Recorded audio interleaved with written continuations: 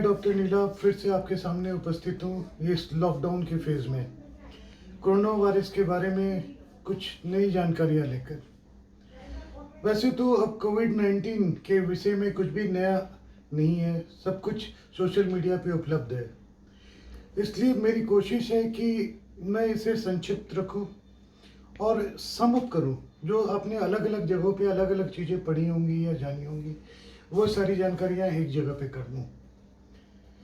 कोविड-19 virus एक बहुत ही छोटा वायरस होता है। वैसे वायरस फैमिली का काफ़ी बड़ा वायरस माना जाता है। जो वायरस की साइज़ नापी जाती है, वो माइक्रोन में देखी जाती है या नैनोमीटर में देखी जाती है। माइक्रोन एक के एक के मिलीमीटर का 10 लाखवां हिस्सा होता है। तो अगर हम कोविड-19 वायरस की बात करें, तो वो माइक्रोन का भी 1/10वां हिस्सा है, यानी 0.125 माइक्रोन। ये तो उसका साइज़ हुआ। अब उसका वज़न कितना होता है? वायरस का वज़न हमेशा एटोग्राम में लिया जाता है। एटोग्राम एक बहुत ही छोटा यूनिट होता है, वो 1 ग्राम का 10⁻18 हिस्सा होता है, यानी कि 1 ग्राम का महाशंखवां हिस्सा। या दूसरी तरीके से हम बोलें तो 1 ग्राम के 1 अरबवें हिस्से का 1 अरबवां पार्ट, ये इसका वज़न होता है, 0.8 एटोग्राम। ये इतना सूक्ष्म हुआ कि अगर जो महामारी पूरे विश्व में फैली हुई है, अगर हम सारे वायरस को इकट्ठा करें और तौलें, तो भी इनका वज़न 1 ग्राम से कम ही होगा। आज हम बात करेंगे कि ये कोविड-19 इन्फेक्शन फैलता कैसे है। इसके फैलने का तरीका 2 होता है, एक तो डायरेक्ट कहा जाता है, दूसरा इनडायरेक्ट कहा जाता है। जब कोई भी कोविड-19 का पेशेंट छींकता है या खांसता है, तो उसकी खांसी में बहुत सूक्ष्म ड्रॉपलेट्स होते हैं, जिसे एयर ड्रॉपलेट्स कहा जाता है, जिसके अंदर हज़ारों, लाखों, करोड़ों वायरसेस होते हैं, जो वो फ्री मूवमेंट का होनी शुरू हो जाती है एयर में। तो ये सबसे इम्पोर्टेंट मेथड होता है, जो एयर ड्रॉपलेट मेथड कहा जाता है, जिससे ये स्प्रेड करता है। ये 3 फीट के डिस्टेंस तक जाता है। तो यदि 3 फीट के डिस्टेंस के बीच में अगर आपका हाथ हो या आपका चेहरा हो, तो ये आपके हाथ या आपके चेहरे पे आ जाएगा, और जब हाथ से अपने चेहरे को छुएंगे तो ये वापस आपके चेहरे पे आ जाएगा।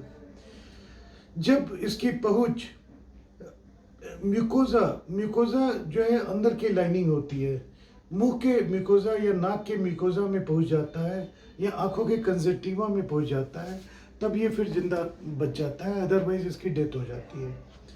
यहाँ से ये ट्रेवल करता है गले के पिछले हिस्से में जो सेल्स होते हैं उनके पास, और वहाँ पहुँच के ये मल्टीप्लाई करने लगता है। जब आप सांस लेते हैं तो सांस खींचते हैं, तो जो म्यूकोजा में पहुँचा हुआ है वायरस, ये ट्रेवल करके थ्रोट के पिछले हिस्से में पहुँच जाता है। ये तो हुआ ड्रॉपलेट मेथड। दूसरा एयरसोल मेथड। एयरसोल स्प्रे होता है, बहुत फाइन इसमें ड्रॉप्स होते हैं जो एयर में काफ़ी दूर तक फैले होते हैं, लेकिन ये बहुत कॉमन तरीका नहीं है। ये तभी होता है जब आप कहीं सेंट्रली एयर कंडीशन में बैठे हों और वहाँ पे कोई मरीज़ हो जो कोविड-19 का हो। जब वो छींक रहा है, खांस रहा है, तो वो एयर कंडीशनिंग सिस्टम में चला गया और वहाँ से कंडीशनिंग से वापस आकर बाकी लोगों को इन्फेक्ट करना शुरू कर देता है। या कुछ स्पेशल ओकेजन्स पे जब डॉक्टर या हेल्थ वर्कर्स किसी कोविड-19 के मरीज़ को नेबुलाइज कर रहे हो, या इंटुबेट कर रहे हो, या ट्रैकियोस्टमी कर रहे हो, या पॉजिटिव प्रेशर वेंटिलेशन दे रहे हो, तब ये एयरोसोल रिलीज होते हैं और डॉक्टरों को इन्फेक्ट करते हैं। दूसरा तरीका होता है फोमाइट्स। फोमाइट्स क्या होता है?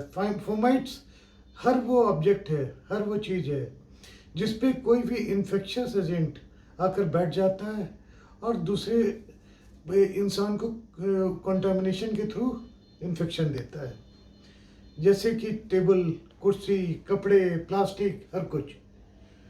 अब हम बात करते हैं कि ये अलग अलग सरफेस पे कितनी देर तक सरवाइव करता है। 3 फीट के डिस्टेंस में जितनी चीज़ें होंगी ये सारी कंटामिनेट हो जाती हैं और ये फोमाइट का काम करती हैं।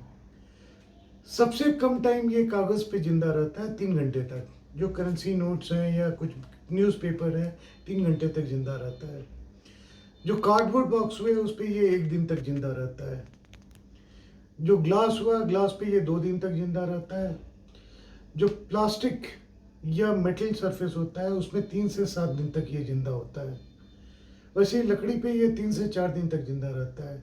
तो सबसे डेंजरस चीज़ें होती हैं प्लास्टिक या मेटल सरफेसेस, जैसे डोर हैंडल्स हो गए, नॉब्स हो गए, सीढ़ियों की रेलिंग हो गई। ये सब पे अगर किसी कोविड-19 के पेशेंट का के खांसी के ड्रॉपलेट पड़े हो तो ये सोर्स ऑफ इन्फेक्शन हो जाते हैं, क्योंकि ये काफ़ी दिनों तक इस पे ज़िंदा रहते हैं। वैसे ही प्लास्टिक के जितने भी आइटम होते हैं, जो बॉटल्स होती हैं या फिर के आपके प्लास्टिक के क्रेडिट कार्ड्स हो गए, ये सारे सोर्स ऑफ इन्फेक्शन बन जाते हैं, जिसके थ्रू ये फैलना शुरू करते हैं। कुछ बचाव के तरीके होते हैं जो आज मैं थोड़े बहुत बताऊंगा। जैसे ये जो सरफेसेस होते हैं इनको सैनिटाइज करना पड़ता है, डिसइंफेक्ट करना पड़ता है। ये किस किस चीज़ों से आप डिसइंफेक्ट कर सकते हैं?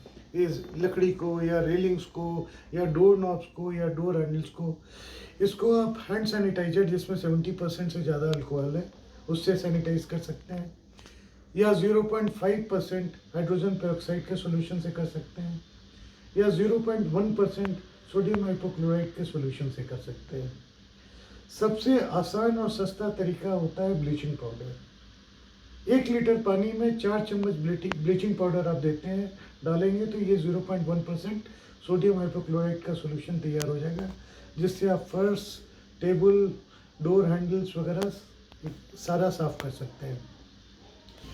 अब हम बात करेंगे कुछ प्रिकॉशंस की जो हमें करना चाहिए, जो हमेशा आपको याद रखना चाहिए, जिससे आप इन्फेक्शन को रोक सकें। जहाँ तक हो सके सेंट्रलाइज्ड एयर कंडीशनड इन्वायरमेंट जैसे मॉल, सिनेमा हॉल वगैरह अवॉइड करें, या कोई भी रेस्टोरेंट जहाँ पे सेंट्रलाइज्ड एयर कंडीशन हो उसे अवॉइड करें। हमेशा मास्क पहने।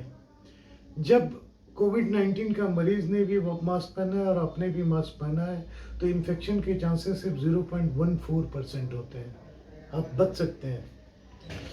वैसे ही अगर आप बाहर जा रहे हैं तो हमेशा गॉगल्स या ग्लासेस आंखों में डालें कि आंखों का कंजंक्टिवा भी गलती से इन्फेक्ट ना हो जाए।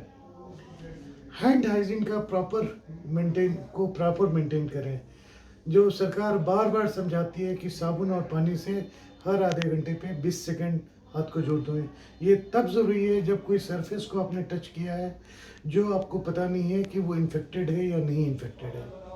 तो इमीडिएट जब भी कोई सरफेस छूते हैं या तो साबुन पानी से हाथ धोएं या फिर सैनिटाइज़र का प्रयोग करें।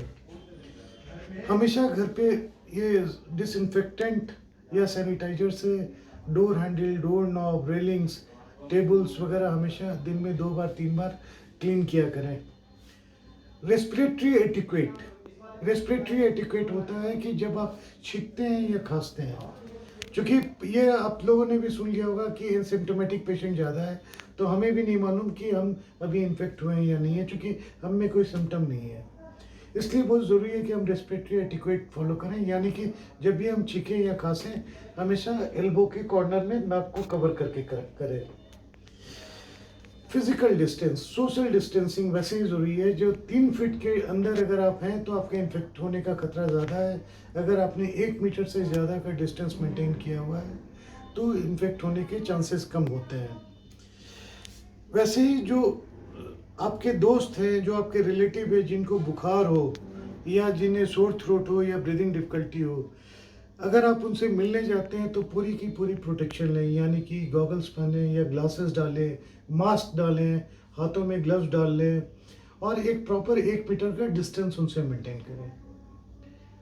ये जो एपिडेमिक फैला है, अब हमारा धीरे धीरे कम्युनिटी स्प्रेड शुरू हो चुका है। बहुत ज़रूरी है, स्टे सेफ, बी सेफ। नमस्कार।